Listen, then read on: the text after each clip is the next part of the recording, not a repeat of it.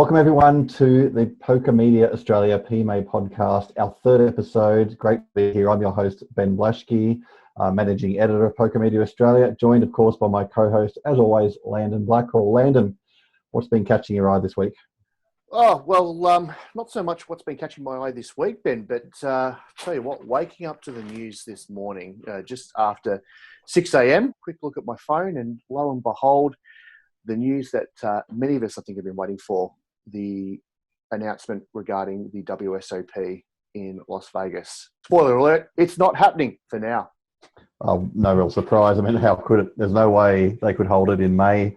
The logistics are impossible. Not even sure that the US casinos are not sure the Rio will be open by late May, due to kick off on the 26th of May. So really just a matter of time. And of course, there's no way any international players would be able to play either. So that was really, I mean, we spoke about this a couple of weeks ago, Lando, that why had they delayed this decision? Well, I just think it was sorting out some logistics, really. So for now, WSOP postponed until the fall, the US fall, which is, we suspect, sometime in September, it'll probably kick off. September, October, I think, would be realistic, assuming, of course, that the curve is flattened enough. But I think looking at the current climate there in the United States, it's unlikely, to be frank. It's such a dangerous time for everybody, and particularly in the US, which is now officially the new epicenter of the coronavirus. It's frightening to think that there are people out there who still have the opinion that this is something not as serious as it truly is. And I guess, there's no one else that knows that better than our next guest. Of course. Good to have you, Brendon Rubie. Very well-known figure in the Australian poker scene, but for those who don't know, Brendon's also just recovered from testing positive with COVID-19 and going through that experience. So, Brendon, welcome to the podcast, and how are you feeling? Hey guys, yeah, look, it's awesome to jump on here, and I think it was back in Aussie Millions that Landon and I were chasing each other around to try and get an interview, but as we know, poker players are notorious for being all over the place with unfamiliar schedules. But yeah, look, great to be here, guys, and I love the work that you're doing, and it's been an interesting ride here for me, clearly, and I've been documenting a lot of my progress to just raise awareness around how serious this situation actually can be if we don't do our part. And so for me, I've just really wanted to really get my situation out there and my fears of what, the people who I had contact with and whatnot. And then just document my process as it went on. It wasn't really a, hey, look at me and have sympathy for me, even though I did get an incredible amount of response in that field. It was more about a, hey, this is real, guys, and Australians have that bit of a, she'll be right attitude. And I wanted people to, I guess, wake up a little bit and be smart to protect not only themselves, but their family and friends and just, society as a whole. But look, other than that, I'm fully recovered at the moment. Just trying to get back to, normal. Brendon, you're one of the early cases in Australia, really. I think you're in the first 1,000 or so positive tests. I don't want to brag, but hey, you weren't number one. You don't get that excited. No. We're learning more about this thing as days go by, and the curve is flattening, as they say. But I mean, you were very early on, and there wasn't a lot known. It was probably a bit of this strange virus from overseas that was coming in. Suddenly you test positive. Was it terrifying? How did you deal with it mentally? Were you okay with it? I think I had a fair amount of time, lead up into it, to the point that when they told me that my test came back positive, I was like, I kind of knew it was going to. Long story short, if you want to know the full story, go to my YouTube stuff and watch my story. But basically I picked it up from a known case that happened at a party on my birthday weekend that I went to. This is before the lockdowns and everything, so it was fully legal and no one really knew much of what was going on. I found out a week later that somebody at the party had it, and then a few others had it. So I was like, oh, okay. And I wasn't feeling anything because my symptoms didn't show up until day 8 since having the contact. So, you go around and you're asymptomatic for 7 to 10 days, apparently, and you can pass it on. And I was going on runs and just doing my normal day, right? So when I eventually found out that I had contact, I was like, oh, crap. Okay. So I called the hotline, isolated myself. And then as the days sort of started unfolding, I started feeling worse, headaches and body aches, loss of sense of smell and taste. And then I was kind of like, look, 3 people who I was with at that party, not just at the party, but in my group of people have it. So it's like, look, it's going to happen. And then it happened. call it the power of the mind, call it just whatever you want. So yeah, I don't know. I didn't really feel much fear or anxiety because yeah, like you said, I'm young, healthy, at least I thought. So I wasn't too worried about getting it. I was almost like ready for the challenge. But yeah, I was genuinely surprised at the impact it had on me because I thought I wasn't going to show many symptoms, to be honest. You mentioned the power of the mind. I mean, I guess that that all comes down to the vast wealth of knowledge and experience that you've gained, not only as a poker player over the years, but of course, what you're applying into now as part of your new business venture as a mindset coach. Were there any particular techniques or methods that you used during your time in isolation that you thought really helped you get through it? That's a really great question. And yes, obviously I've done quite a lot of research into, and I mean, in my peripheral here, I've got plethora of books and everything that I've been studying in terms of, well, basically trying to unlock the maximum potential, right, of our mind. And if you can think negative things, then you can create negative outcomes like disease, right? And but for the same reason, on the other side, if you think positive things that are strengths focused and future focused or for, you know, visualizations and such, you can create a wealth of happiness and you know, endless limitlessness, right? So yeah, like I do have this idea of, oh, well, if I'm thinking negative things, then I'm going to have worse effects. For me, the biggest thing was like when the symptoms really actually did hit me, I didn't have much energy. So normally I do lots of really deep meditations, and I've been meditating for about 3 years or so, and that usually really helps. But because I had trouble really getting a deep breath in, even though I didn't have a problem with my lungs or my throat, getting that deep breathing and trying to really calm down was really difficult, especially because I had really chronic lower back pain. So you're being told to just try and relax and breathe deep and focus and all that. That's not very easy to do when you're experiencing those types of symptoms. So my main focus when things were in that four-day period where it was really hard was just trying to rest and relax. But I did get a lot of help from John O'Piddock, which you two know quite well from back in the Crown Poker days. He's been fantastic in terms of helping from a Chinese medicine point of view, because he's been a fully qualified practitioner in that field now. So I really just threw everything I could into my body and around my body in terms of trying to just get the vitamins in there and just amp up that immune system. That was my main focus during that. How long exactly were you into basically lockdown into your bedroom? It was 13 days straight. 13 days. So, I mean, what did you find that was the toughest from the whole experience? Was it the fact that you were sick for those 3 days, or was it being in isolation? And I mean, you live with your brothers, and I know that you had to put a certain routine in so that you didn't come in contact with them. So, I mean, what was the toughest time? Was it a mental thing or the actual illness itself? You know, being isolated to one room, actually, back in my lot of online poker days, wasn't that bad. I was pretty familiar with locking myself in a room and just grinding away. Very different circumstances right now, though. But the first probably week of isolation was when I was experiencing the most symptoms. To be honest, I was kind of actually okay with just being in my room because I was not well. I didn't want to go out and do anything. But then when I started feeling a lot better and I was told constantly, oh, well, you still can't leave your room, still can't leave your room. That's when I started feeling like a prisoner. And yeah, my brothers have been great, but they've been having to do everything for me. Like if I want a cup of tea, I got to be like, knock, knock, get me a tea. Or, you know, like it was just sort of like you lose all your freedom and your free will and all that. And yeah, probably something we take for granted, I think. Tell me about that first day you were able to finally get outside and get a bit of fresh air. And I know you went for quite a long walk, but it must have been a pretty special moment for you too. Oh, it was the most liberating feeling I've had in quite a while. Like I said, like that something we take for granted of being able to just go and experience the most simple things like fresh air or movement. A lot of people have this woe is me idea of their symptoms of life, right? Whether it be money or things that they're trying to work towards, relationships. But you don't realize, well, you've got 2 arms and legs and you've got sunshine and fresh air, like all those really, really basic things. That's what really just felt so good for me, getting out there. And yeah, like I experienced a lot of bad symptoms and I had a lot of fear around maybe the fever getting so bad that I would have to be hospitalized. But after coming out of that, you're like, wow, I can breathe, you know? So it's really those simple things. So Brendon, I mean, we just spoke a little bit about the fact that, you know, your positive outlook and the way you approach things from a mental perspective sort of helped you through this experience. I guess being Poker Media Australia, we probably should talk a bit about poker too. What sort of effect has that mindset and that general outlook had at the poker table for you over the years?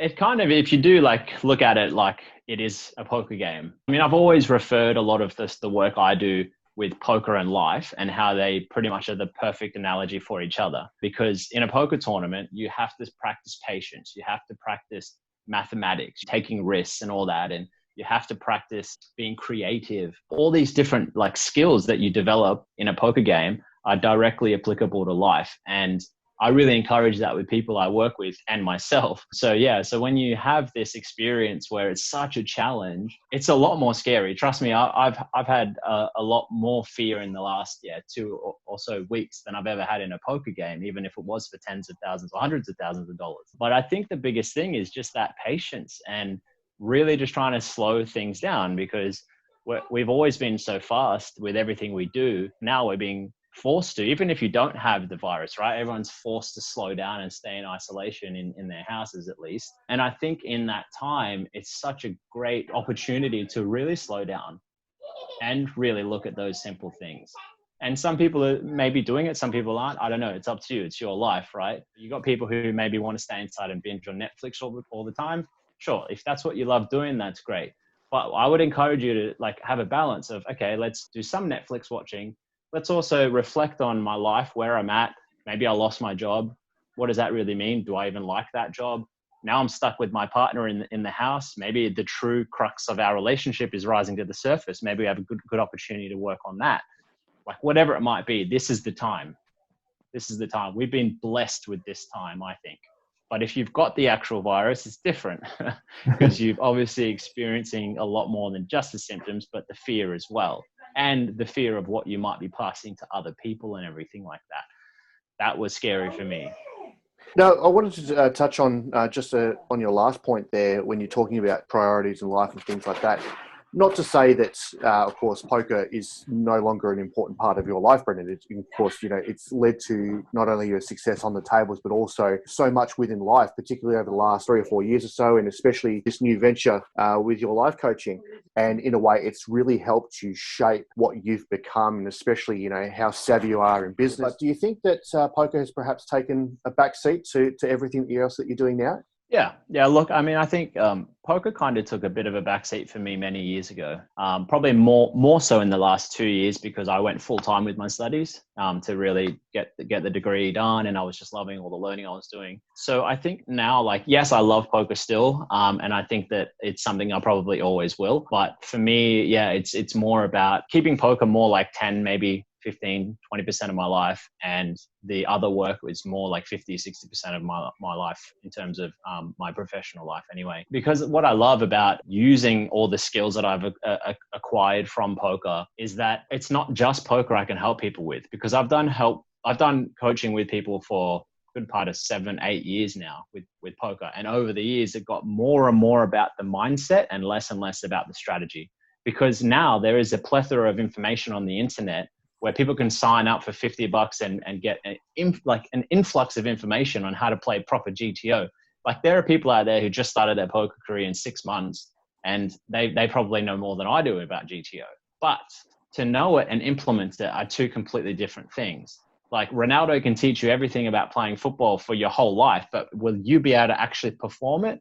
Well, that's a different story, because, and I'm not going to talk about the physiology of it, but in terms of your mind and what you can do with that, that's a whole different ball game. So I would encourage everybody to have a coach in every field, whether you run your own business or whether you play basketball or whether you play poker or whatever. Even coaches have coaches. Like, it's just so great to use that whole collaboration to bounce ideas, to see when you fall and get back up, and what worked, what didn't work. It's just a way to really amplify what you already have. And I love that. And I love to see people who I work with get results out of that. Has that always been your focus in your poker coaching side of things? I mean, do you have a little bit of a theory side and a mental side, or is it, have you got what sort of percentages are we looking at here? Yeah, look, well, again, like, it kind of changed over. It got more and more about the mental side as the years went on. When I first started doing a lot of coaching, I was very prepared with lots of content and a structure of how I would do it and all that. And I just, through my experience, I started realizing that most people didn't really want me to sit there and say, okay, today we're going to talk about 3-betting and let's specifically talk about the aspects of 3-betting. Yes, we could do that. And if you want to do that, sure, let's do it. It's your time, right? But mostly I found that people wanted to talk about what was in the present moment for them. So now I would come to people in my sessions and I say, okay, what's been happening for you? So I won't prepare anything. Like, I've got knowledge and I've got stuff if I need it. But if somebody comes to the table and says, oh, I just busted out 10th and this tournament was 200K for first last week and it's been on my mind all week. Okay, well, you don't probably want to talk about 3-betting boring strategies now. You want to talk about that experience and what happened and how we can become a better player after it. So my coaching now, that's what it will be. And if the person presents a lot of struggles in the mental game thing, which I find to be more often than you might think, then we'll talk about that. But, you know, if they just want to acquire information about strategy, then we can talk about that too. But mostly they just want to ask me the questions. They don't want me to bring the content. So I think a lot of players would probably look back at one or two situations, be it online or live, where it's not so much what they did, it's what they didn't do. You know, they might have recognised a spot where they look back and go, I know that I should have 3-bet there, but couldn't pull the trigger. Is that the sort of, what you're trying to help these guys with? Yeah. That'll be the death of every poker player. The final table they just didn't make, or that pay jump they just could have got but didn't get. It's always the FOMO. It's the perfect game that sets you up to have FOMO all the time, unless you win the tournament. That's the only time you don't experience it, right? And this is where gratitude comes in, and it's a very commonly thrown around term, but it's very transferable into poker because, well, for one, and I learned this from Modern Family years and years ago. Phil Dunphy, one of my favorite characters on stupid TV, I'll call it. He says to his son, Luke, you can never lose what you never had. And I heard him say that like 9 years ago. And I was like, that's so true in poker because you never had first place. So if you lose heads up, you didn't lose anything. You never had it. But one thing that you will never, ever lose in poker, well, anything really, for the most part, is more opportunities. So even though you lose that one game or you make that one mistake where you don't 3-bet that person, well, guess what? You'll have many more opportunities to try it again. And if you use that as an anchor, and if you use gratitude as the fuel to that, then you can't lose. You just won't over the long period of time. I feel like I'm getting a personal motivation session right now. Thanks, Brendon. I wanted to just touch back on coaches. Who would you say would be your biggest influence when it comes to mindset coaching? And I have a fair guess, and I mean, this is going back a long time, back to your win in the Melbourne Poker Championship back at Crown. But that was certainly for mine. That was one of the most memorable final tables ever. But there was definitely a huge influence there. Yeah. I mean, and I'm pretty sure you're referring to Jamie Glazier, and he's done some fantastic work. I mean, he and I had many conversations, and he definitely helped me dramatically during that time. There was a good 3 or 4 years there where he and his wife, Jackie, were, we would travel around the tournaments and stuff together. And I learned so much from them and Jamie, especially in terms of that mental game coaching side of things. And he's still doing a lot of that great work with, I think, predominantly golfers. I haven't spoken to him in a while. And I learned a lot from him in terms of being the client. I wasn't really overly into being a mindset coach at that point. So I love what he does, and he did a lot of work for a lot of poker players as well who got great results. So that's awesome. And now it's like, okay, now I'm trying to think back of things he shared with me that really stuck with me. I mean, I remember, and I don't know if he'll remember this, but when I came second in the World Series of Poker 4 Max back in 2012, I think it was, we were on a break and there was about 8 players left. We were walking down the corridor, and we walked outside and got some fresh air, and I was kind of like experiencing a lot of anxiety, a lot of excitement, a lot of, all that. And he kind of just said to me, he said, okay, what do you fear the most? I sort of said, well, I need this. And he kind of said, well, do you need it though, or do you want it? Because they could be 2 different things. If you need something, you may act with desperation. If you want it, then it's something that you thrive for, right? And so he kind of helped calm me down in that conversation and used that as like the anchor of the conversation. And I mean, I went on to play probably the best poker in my life, and I finished second, but like I was still so happy. Like it's, yeah. So that was really awesome. But in terms of like, I guess a different angle on your question, who do I see now as like, some of the great coaches?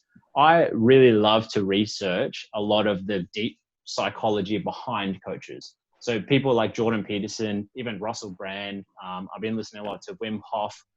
There's so many like thought leaders out there, and even people who are in like more motivational stuff like Jay Shetty, like even Vishen Lakhiani. So these guys like really look at everything from a holistic approach, and they pull different people from all different fields, whether it be to do with relationships or to love, performance, mindset stuff. Like it's everything in one. That's what you want. And that's what I've been really accumulating a lot of. Brendon, you mentioned that World Series of Poker runner-up finish, and I distinctly remember watching that. And I remember a hand that was probably the key hand. I think you shoved and you had 1,000 outs, and the guy tanked and called with ace king, ace high. I remember that hand very, very well. Do you look back at that hand still, sort of 8 years later? Well, coming back to the point of you can't lose what you never had, that's certainly been the biggest moment in my career that I feel like if I just went my way, almost everything would have been different. I had 9-10 of diamonds and we're playing three-handed. The flop was 6-7 deuce with 2 diamonds, and about 80% of the chips in play of the tournament went in on the flop. And Timothy Adams, who's a fantastic player, called me with ace king high. He just had no draw. He just put me on a draw. So I had somewhere near 17 outs twice, and I bricked everything. But if I won that, I would have had somewhere near 80% of the chips heads up against another player. You'd expect me to hopefully go on a win from there. So that one hand has haunted my dreams. Yes, definitely since that day, because I feel like, that was the chance I never had. But coming back to what I said before, like I used everything I knew, and I did the best I could in the moment. And like, that's all you can do in poker, right? I learned from that though. I'm interested, look, tell me if I've forgotten anything here, but so runner-up in a WSOP event, Melbourne Championships in 2012, I think it was, a couple of Aussie Millions rings. You won the 5K at WSOP Sydney Circuit a couple of years ago. Looking back at, your results over the years, is there one that you're most proud of, or a performance that you're most proud of, or even just a moment in your career that you're most proud of? It's not really one moment that I really felt proud of. And I mentioned to you, Ben, last week that I went through a really huge downswing. Like we're talking like 250K downswing back in 2014. And this was after I'd come second in that World Series event. So I kind of hit the peak, and then I went crashing and falling. And for me, it was like taking that break where I took a step away from poker. I went and studied counseling. I got a diploma of counseling back then. And I really had to do like a recalibration of my life and look at what was important, almost what I think people should be doing now and what I need to do again now, right? And so for me, the most proud thing that I feel for myself was I did that, and that was hard to do. And then over time, I slowly got back into poker. I was more clear with what I was doing. Everything was different after really having that discipline to change things and slow down. And so then I managed to, not with one big win, but with a series of wins, I crawled out of that losing streak and more. So it wasn't really one game, because I had like a 40K result in the Bahamas, and then I went back to Melbourne and I had a result for 80K, so it sort of all accumulated up. So that was what I was really proud of, having the discipline, taking things step by step, not just getting one bink and then just, all your problems are cool. I feel like we can kind of get complacent with the things that really matter. You might get caught up in your professional life, or maybe it's doing, I don't know, video games or whatever it is that you're doing that's not serving you. For me, like I'm like kind of woken up a bit going, well, hang on, I need to actually look at, well, do I want to start a family? Do I want to find someone to have an intimate relationship with? And if I want these things, I've got to start thinking about it. I've got to start mapping it out, because I can't let things come to me. I don't believe in that.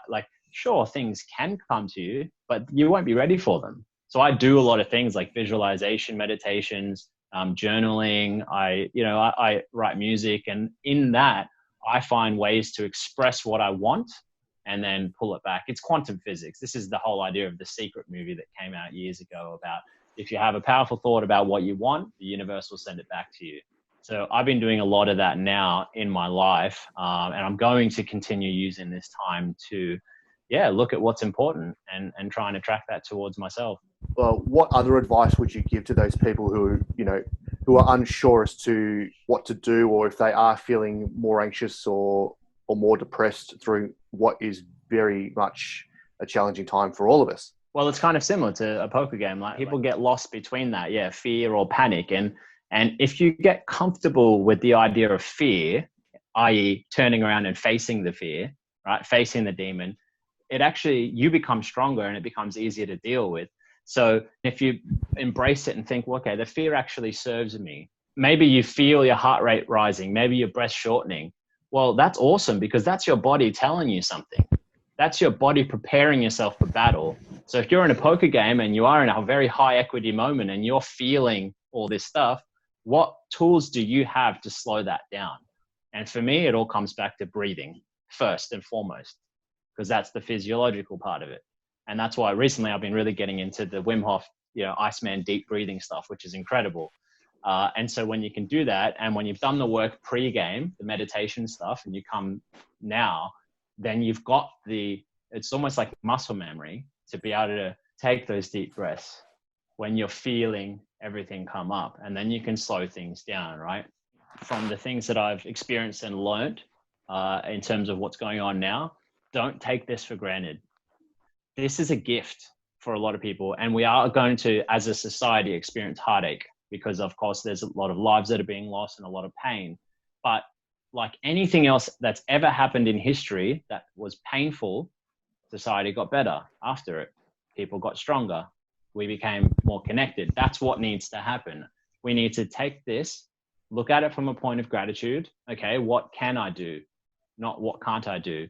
And like, what things can I really be grateful for now of the things that I do have? Like I said before, I've got 2 legs. I've got fresh air. Those real basic things.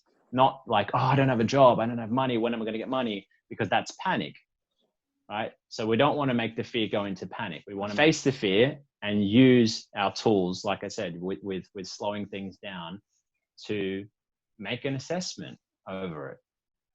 Don't take it for granted. That would be my advice. Well, I think you've made me think deeper in the past 5 minutes than I have in the past 5 years, Brendon. That's a little bit scary. Well, look, Brendon, thanks for joining us. It's been awesome having you here. Landon, as always, good to talk to you. Thank you. And to all our viewers, thank you for joining us for the Poker Media podcast, and look forward to catching you next week.